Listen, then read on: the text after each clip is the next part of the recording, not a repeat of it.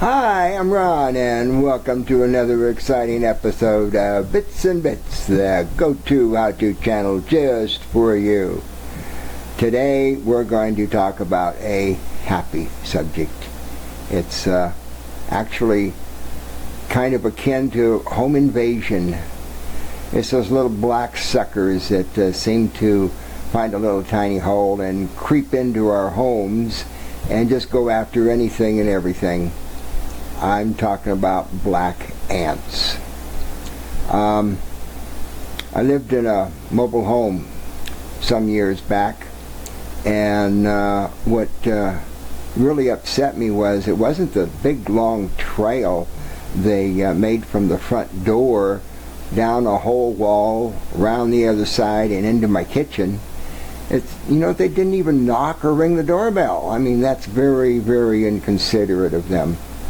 Anyway, I started checking around, and I found remedies here and remedies there, and none of them worked.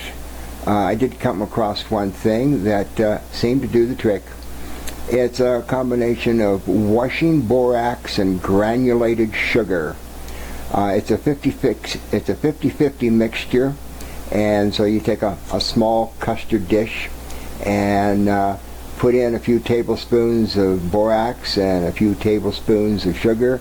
Then you take the back of a spoon, the rounded portion, and you just grind that sugar all into the borax.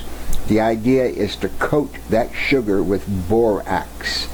The sugar will attract the ants and the borax will dehydrate them. Find their trail outside where they're coming into your home, and don't put this mixture right on their trail. They'll think it's just garbage and they'll just go around it. What you do is you set it off to the side of their trail, say 1.5 inches, 2 inches, and then take a few of the granules and just sprinkle from your 1 or 2 tablespoon pile and sprinkle it across their path, so they actually run into a few grains of it and not a whole pile. And they'll like the grains, and they'll find out where it's coming from, and before you know it, they'll divert themselves and start eating that pile.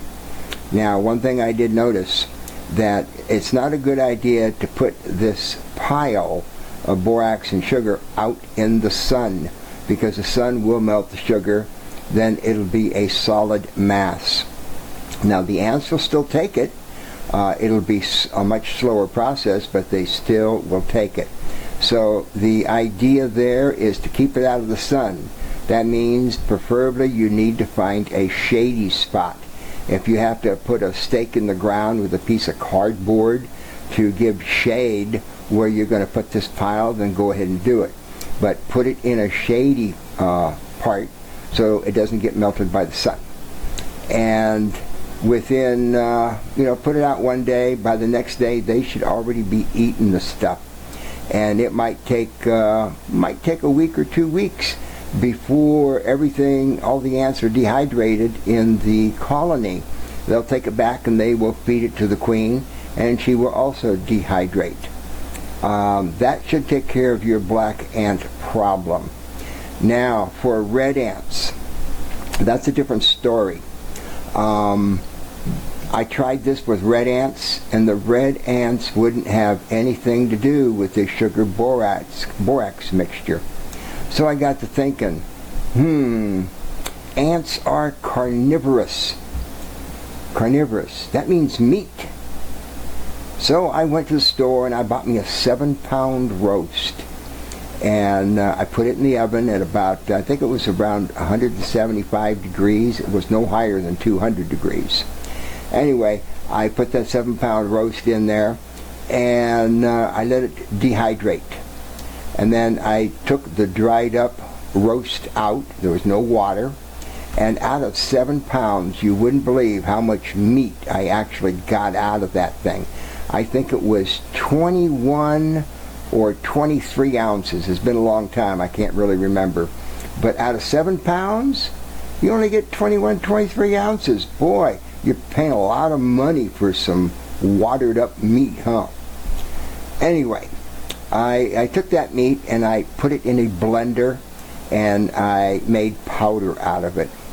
So then I took equal parts of that dehydrated roast powder and equal parts of borax, and I took the back of a spoon and I ground that powder into the borax, and then I set it off to the side of the red ant hill, since they really haven't got a trail, you know, a heavy trail where there's a lot of ants like black ants do.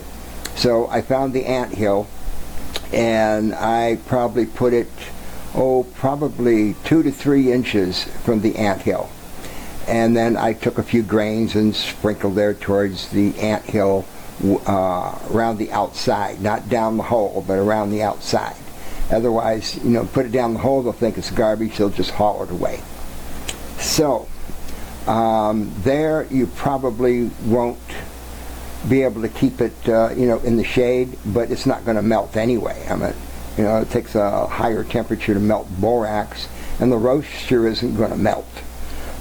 Anyway, I tried that on the red ant hill, and they started eating it.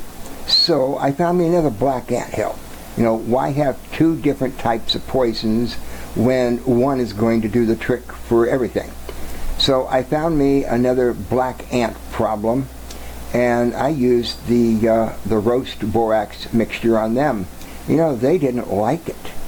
They wouldn't have anything to do with it, just like the red ants didn't like the sugar borax mixture. But one thing I did notice, that when the red ants started eating this roast borax mixture, somehow the black ants found out. And so what they did, they actually came and they were attacking the red ants in their own red ant hill and going after that meat mixture too. The same meat mixture they didn't want to have anything to do with. Talk about greed, you know. Hey, they've got something, it must be good, we better get it for ourselves. Well, sounds like some humans, doesn't it? Anyway, I tried this on 3 red ant hills with the same results. Now, I really didn't monitor it very closely. I don't know if the black ants actually gave up and went away, or whether they kept attacking the red ants until there was no more red ants, or they were attacking the red ants as long as there was that beef borax mixture to take away from, so they could take it back to their own anthill. Anyway, I did try it on 3 ant hills, and each time the black ants came and they ganged up on the red ants. You know, 3 or 4 little black ants on a red ant, that red ant ain't got much of a chance to survive. But this is it's an easy mixture. I don't know how green it is, but it hasn't got any harmful pesticides, and it does the trick. It's the black ants that are going to be invading your home anyway, not the red ants. The red ants are kind of a nuisance outside. I mean, you know, they do sting, and the black ants, they don't sting, but they get in everything. I mean, you got a little speck of something and they'll find the stuff. But I found this to work very, very well. So I hope you have enjoyed this video. I hope it's been educating. I want you to be educated. And hope that you will join us again. And if you like this video, please give us a like downstairs in the description, and which means a thumbs up. And go ahead and hit that subscribe button. And when you do that, a little bell icon just to the right of that will appear, and you can click on that, and then you will be notified of when we put another video up for you. So in the meantime, I will say good night and thank you for joining me. Here we got a few last words for you.